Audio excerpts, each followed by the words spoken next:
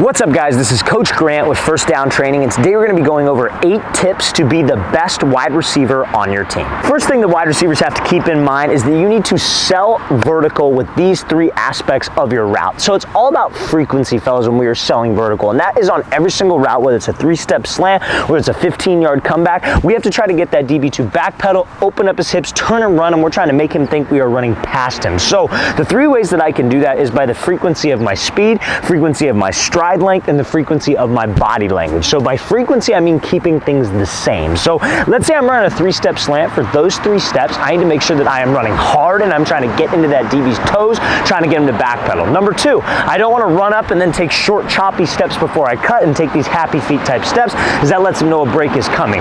Then what I want to do is I want to make sure I don't raise up right before I make that cut to slow myself down, as if a DB's keyed in on my body language, that tells him a break is coming. So if we can eliminate all 3 of those indicators and keep my speed the same, you're going to be a much better route runner, which will lead you being the best receiver on your team. Now, tip number 2 for wide receivers to be the best on your team is that you need to have a violent drop of your hips when you are running routes that require you to drop your hips to change direction. So I'm talking routes like curls, comebacks, digs, maybe a 5-yard hitch. But guys, when we are selling vertical, like we mentioned in the first tip of this video, the only way that I'm able to slow down when I'm actually running hard, actually running with long strides, is by being violent with the change of direction of my hips. You almost want to pretend that there is a string attached from your chin, and when you get to the break point, somebody's trying to pull that string down to your knee and you are sitting down at that 90-degree angle, as violent, as explosive, and as quickly as you possibly can. That's going to help us stop faster, but also that violent drop is going to help us create some energy to get more explosion out of our routes. Now also, fellas, if you're a wide receiver or even a quarterback and you would like to train with myself and my staff and coaches this off season, we're going to be traveling out to 11 more cities across the entire U.S. for 2-day-long QB and wide receiver training camps this year in 2025. So guys, check out that very first link in the description below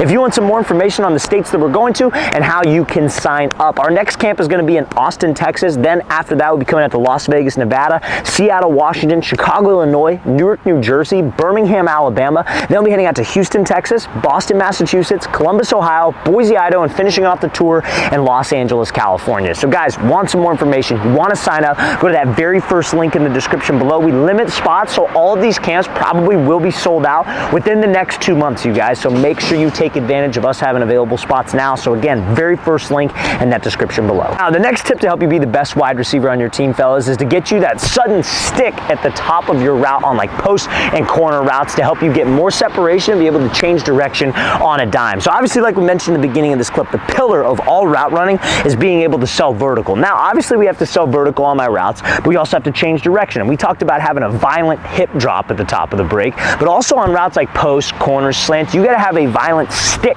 at the top of the break. So if I'm running a post, let's say the quarterback's over here and breaking towards him, I want to make sure that I'm shooting this foot into the grass as hard as I possibly can. Now, I know some of you are thinking, oh, won't that hurt my knee? Won't that hurt my ankle? If you're doing that and you're landing on like your heel, yeah, that's probably going to hurt. And you're reaching way outside your frame, yes. But if you shoot that foot down and you stay on the ball of your foot, you're going to be able to cut as hard as you want. You're not going to feel it in your knee. You're not going to feel it in your ankle. And that type of hard cut is what's going to help you make a sharp cut on that 45 for a post, corner, dig, out, or whatever route you are running. Now, tip number 4 to help you be the best wide receiver on your team is understanding a DB's leverage when they're in press coverage, or even really when they're in off coverage. So we're going to line up here and say this green cone is my line of scrimmage with this yellow line. Let's say that green cone is where the DB, the quarterback, is over here to my left. So in this case, if there's a DB standing at that green cone, he has outside leverage. Now, the reason why we need to understand leverage is it helps me determine what the DB is trying to prevent me from doing. That's how I pick the release that I choose off the ball, or what I'm trying to do with my route. So if I got a DB who's shaded to the outside, that means he has outside leverage. So that means that he is trying to prevent me from going to the outside. He wants to force me inside. So now let's say the opposite. Let's say the DB is inside leverage. That means he doesn't want me to go inside and wants to force me outside to his help, which is the sideline. So understanding that leverage lets you know how to structure your route. Let's say I got to run a post route and I have inside shade press. I'm probably not going to be able to go to the inside. He's not going to let me do that because that's his leverage. What I have to do is I have to make him think I'm going to the inside to move him so I can take my outside release and be able to separate. Same thing. Let's say I got to run a post and he's outside leverage. That's an easier one, but I can't just take off and run because he'll get hands and force me to his safety help.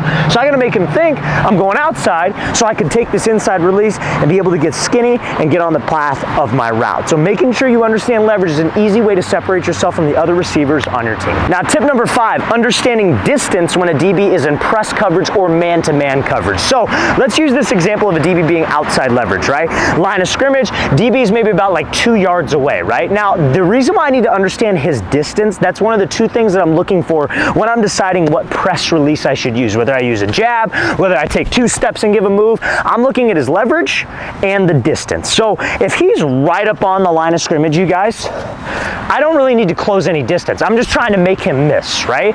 Now, if he's off, what I want to do is I want to bring this line of scrimmage to him, then make him miss. And the reason why I want to do that is it helps me get to a restack position or getting skinny on my route. And that should be our goal anytime we are facing a press coverage DB. So let's talk about it, right? So restacking is if I give this guy a move, he jumps, I want to get around him to where he's trailing behind me so I can maybe give him a move at the top of the route to lose him, and then I get separation. Now, let's say he's off 2 to 3 yards, and let's say I give him a move and he jumps. Okay, I got him, but I still got to get to 10 yards if my break is at 10 yards. So because there's this gap of space, he could take an angle and cut me off. So we have to close the space anytime that DB is giving us space. Now, tip number 6, to be the best wide receiver on your team, you have to understand timing. So we spent a lot of time talking about press releases, different moves that you can use, but one of the mistakes that wide receivers make is that they do too much, right? So if I'm running, like, let's say for example, I am a first read like 10-yard out, which is generally a first read throw for the quarterback. The quarterback's not going to go first read, second read, oh, let me throw the 10-yard out late across the field because it's going to get picked off and we don't have that kind of space.